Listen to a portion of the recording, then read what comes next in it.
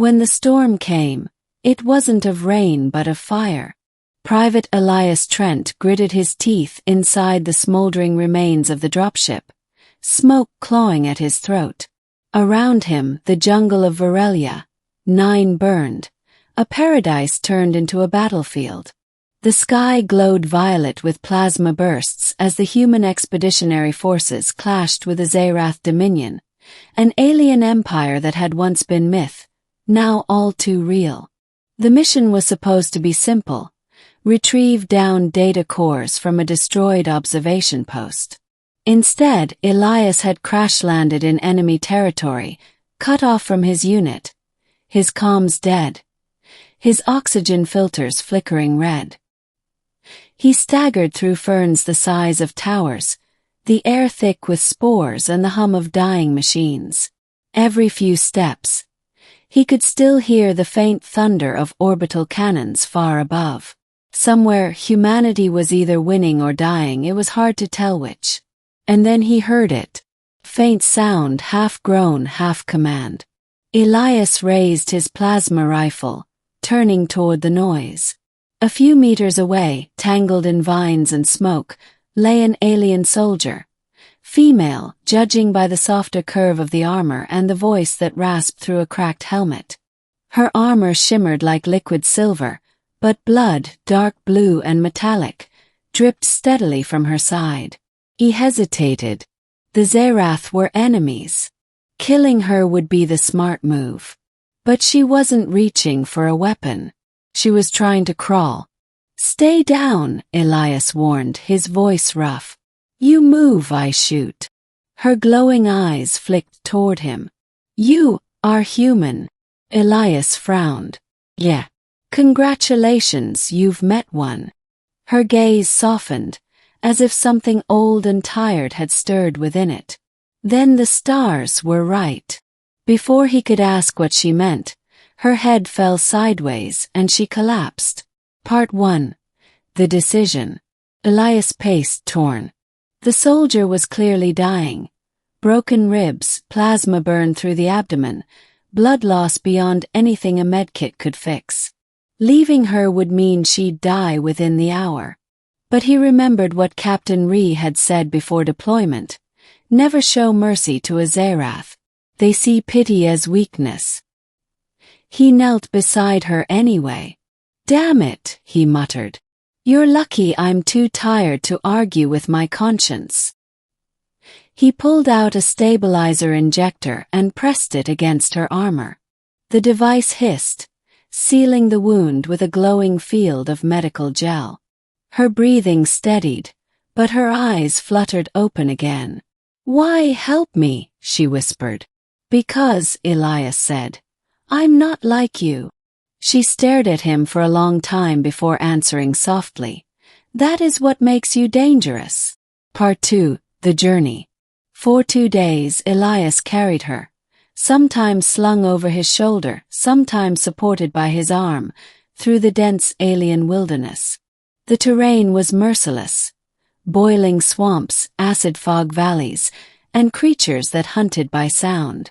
His rifle ran dry on the first night. By the second, his ration pack was half gone. The alien, whose name he learned was Karin, was surprisingly light for her size. Her physiology, she explained in brief murmurs, was built for low-gravity worlds. Her skin shimmered faintly beneath the armor, a shade of iridescent silver that caught the faint light filtering through the canopy. "Why were you here?" Elias asked one evening as they sheltered beneath a crashed transport wing. "Reconnaissance," she replied weakly. "I was sent to locate something our ancestors lost."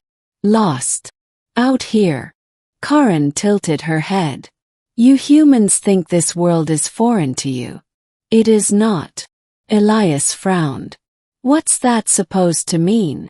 But she only closed her eyes, drifting into uneasy sleep. Part 3. The Revelation in the Ruins. On the third day they reached the ruins. They rose from the jungle like broken teeth, ancient towers of black glass and etched metal, half buried under vines and centuries of decay. Elias's wrist scanner blinked erratically, struggling to process the energy signatures flooding the area. Karen's breath hitched. This is it, the cradle. What cradle? Elias demanded. She reached out, her trembling hand brushing one of the alien symbols on the nearest wall. It glowed faintly, responding to her touch. The cradle of origin, she said. Where your kind and mine first met. Elias felt a cold shiver crawl down his spine. You're saying humans were here. Before the wars. Before we even had ships. Karen nodded. Before history remembered. Before either of our species forgot. A soft hum rose from the ground as the ancient structure awakened, responding to her genetic code. Light spiraled up the walls, and the air filled with a chorus of strange, haunting tones. Holographic figures shimmered into existence, tall, elegant beings not quite human, not quite alien, standing side by side. Elias watched in awe as the projection replayed a scene lost to time. Humans and Xerath working together, building something monumental. Then came the war. Fire, betrayal, and silence. Karen fell to her knees. We were allies once. Perhaps even the same. The hologram flickered, showing DNA strands, human and Xerath, interwoven like twin helixes of light. Elias stepped closer, whispering, "No way. You mean humanity and Xerath share a common origin," she finished. Two branches of the same creation. You were exiled to Earth. We remained in the stars. The weight of it crushed the air around them. The centuries of war, the bloodshed, it was all built on a lie of separation. Part 4. The enemy arrives. Before they could process it, a rumble shook the ruins. Elias spun, his rifle raised. 3 Xerath soldiers emerged from the treeline, armor gleaming obsidian, weapons charged. By order of the Dominion, one barked, "Surrender the traitor." Karen tried to rise, but pain crippled her. "They came for me," she gasped. "They cannot know the truth." Elias fired first. Plasma bolts screamed across the clearing, striking the lead soldier's shield. The return fire was brutal. Trees exploded, shards of stone ripped through the air. "Get behind me!" Elias shouted. Karen clenched her jaw. "No, they are my kin. This is my burden." With trembling hands, she removed a small crest from her armor, a sigil of authority, and threw it to the ground. "You will not take him," she cried. "This human has seen what the Dominion forbade us to see." The soldiers hesitated. One lowered his weapon. "High Marshal Karen, you live." The lead soldier sneered. "Then your treason is worse than we thought." Elias lunged forward, tackling him just as the plasma rifle discharged. The blast hit the ancient wall, triggering a surge of blue energy that rippled through the entire ruin. The world split apart. Part 5. The vision. In an instant, Elias was weightless. The ruins dissolved into light, and he stood within a vast void filled with stars. Before him, 2 figures appeared, echoes of the beings from before.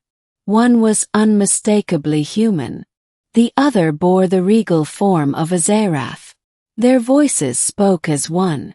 We were one, divided by fear, bound by the same origin. Karen's voice echoed beside him, soft and breaking. This is their memory."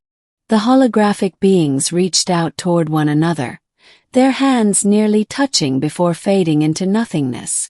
The light dimmed. The ruins reformed around them. Elias stumbled, gasping for air. The surviving Xerath soldiers stood frozen, witnessing what they could not deny. Karen turned to them, her eyes wet with luminescent tears. "Now you know. The humans are not our enemies. They are our lost kin.